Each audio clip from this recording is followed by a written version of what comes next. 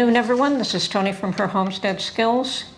And yes, I've been at the garden again this morning. I spent a fair bit of time there doing a lot of cleanup, cutting back some blooms, digging up some weeds, I guess, turning the soil around a bit to help clean that up. My carrots are coming up, my beets are coming up. The rutabaga doesn't look like the seeds have germinated, so I may have to turn the soil there and plant something else. Also tied up my tomato plants. They're growing, everything's looking lush and beautiful. And I picked the last of my lavender, so I've got 4 beautiful bundles. I think I got a bit of grass with that one. But yes, I've got 4 lovely bundles left that these have to be hung and hung upside down so that they dry straight.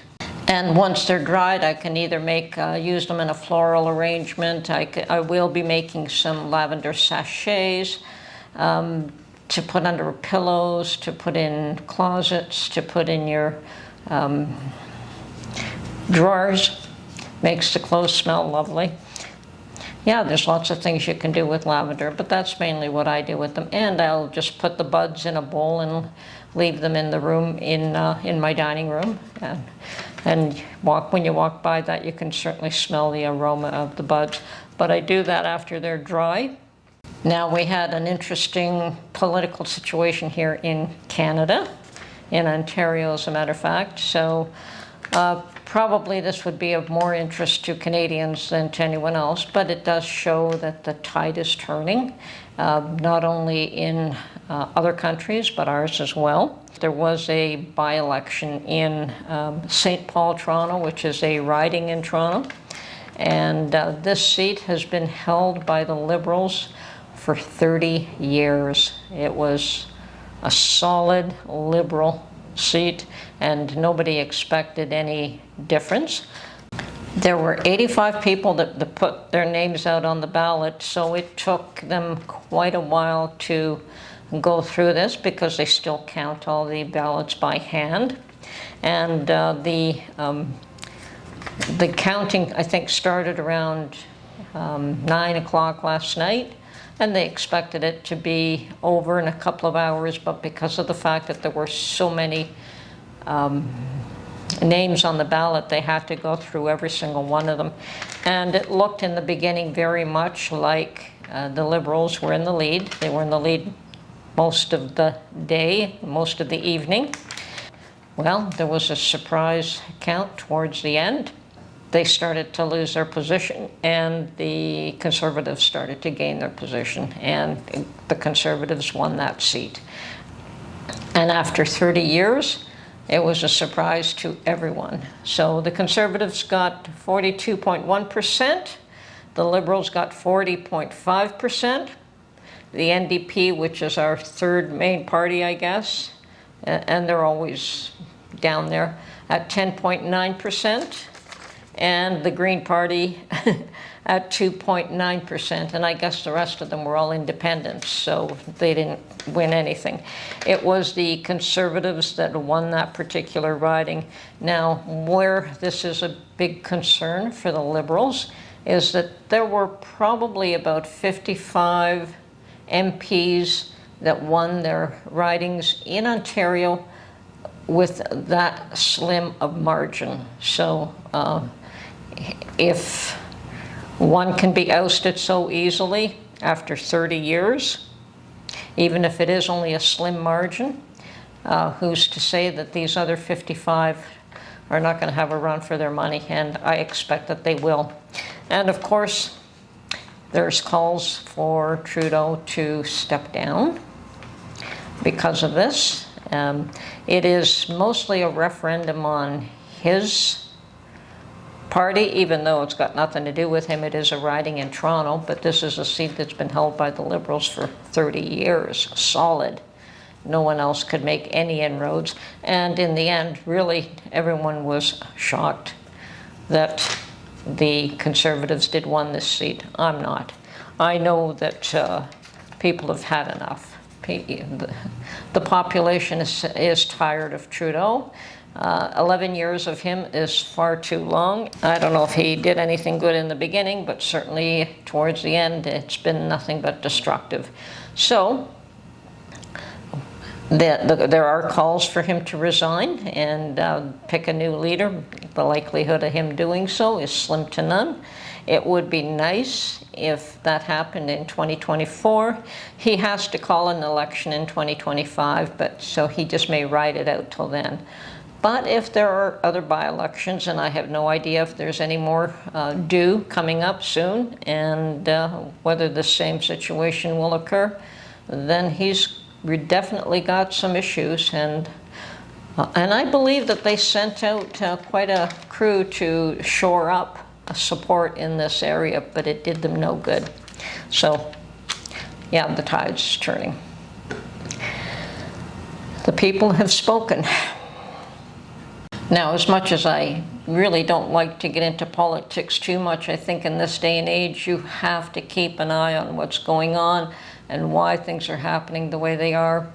And both in, I'm more familiar, obviously, with Canada and the US, with North America, but I suspect that in Europe you have a lot of chaos and confusion for the same reasons: rising prices, unaffordable housing, food costs through the roof, immigration that's just out of control. All these things seem to be front and center, and too few leaders are paying any attention to the needs of the population. And so their stars are falling. And that's probably a good thing. So, yes, did spend some time in my garden to chill and to try not to think about too many other things. And yeah, we still getting rain again today, but I beat the rain and I managed to get home, get cleaned up, tired, because I did put some effort in there today. I also planted some more bean seeds.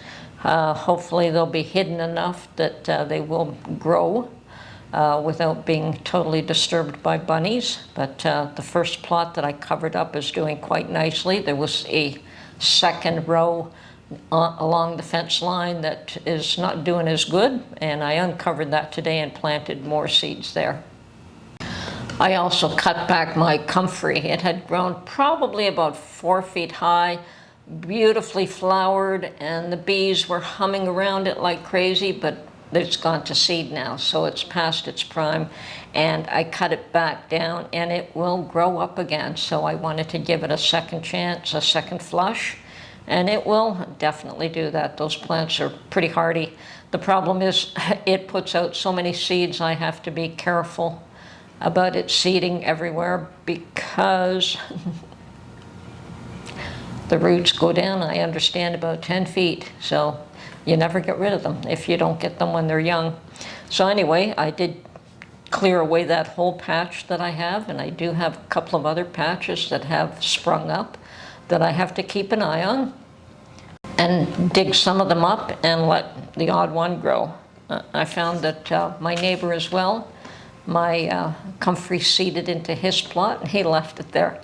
And yes, everyone that walks by comments on how much that plant attracts the bees, which everyone wants to help pollinate their plants, whether it's tomatoes and peppers in my case, and maybe others in other people's case. I also have a whole thing of parsley that's grown tall, and I decided to leave it because I want that to go to seed. When it's gone to seed, I'll pick the seed and then cut the plant down. But meanwhile, I have planted a whole bunch of other small patches of parsley. Now, parsley is a biannual. The first year you can use it, the second year it goes to seed. So if I get enough seed from this one, I don't have to let the plant go to seed next year. But anyway, yes, so much for my garden. Yes, my carrots are coming up, my beets are coming up, and spinach isn't doing too well. I can't seem to separate the weeds from the spinach, so I may have to dig up that plot and put something else in there. Such is the case. Hopefully I can find something. Otherwise, it'll be flowers. Oh, and I did buy some rosemary plants, and I also started a whole bunch more tiny little rosemary plants. So those will probably go in that patch. And I also have some basil that I started. It's still too small. They're here, but when they get a little bit larger, I'll be able to move them into the garden. And my basil, the way I grow it, it grows about 2 to 3 feet tall. And I plant each one separately. I know sometimes when you buy basil, you get this little pot with maybe 20 little plants in it, and people just plant it just like that. I separate those. I think that those are a score when you can buy that little pot with that many plants. And I separate each one, buy one pot, separate them all, and they grow strong and healthy because they have the space. Anyway, so much for my gardening effort. I have been asked by somebody to make some lavender soap, and I've been putting it off, and I really should get to that. So probably in the next few days, that's going to be a chore that I have to get put past me. It's not really a big deal. It's like baking, except that you're working with lye, which is you have to be a little bit cautious with. But other than that, making soap is a fun thing to do. You just have to get into the mindset to get it done. Anyway, this is Tony from Her Homestead Skills. Hope you're all having a great day. And I am going to just post this and then rest a little bit. Have a good day, everyone. Bye for now.